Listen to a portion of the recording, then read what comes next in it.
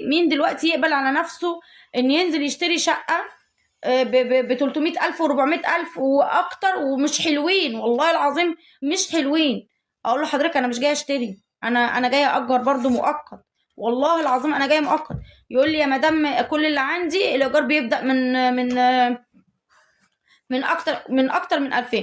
طب الشقه ايه ظروفها؟ هخش الاقي الشقه اوضتين وصاله، وعايزه اقول لكم اقسم بالله فرخه ما تعيش فيها، يعني فرخه ما تعيش فيها. فانا مش شايفه ان هي الشقه الواو اللي حضرتك تقول لي لا اقل. حاضر يا كوكوتي، اقل من ال2000 مش هقبل، اقل من ال3 مش هقبل. على ايه؟ على ايه حضرتك؟ انا مش جايه واخداها منك ان انا جايه بقول لك ان انا هدفع لك جزء فيها عشان اخدها ملك أو اخدها مفتوح. لا، انا جايه بقول لحضرتك انا هاجرها مؤقت مده برضو لغايه ما ربنا يفرجها عليا وعلى جوزي واقدر ان انا اخد شقه بتاعتي. تمام. 4 اطفال والله العظيم في عز الساعه متبهدلين معايا. فايه بقى؟ ما فيش رحمه في قلوبنا من ناحيه بعض؟ خلاص كل واحد بيبص بيقول يلا نفسي بيتي وعيالي وبس. الواحد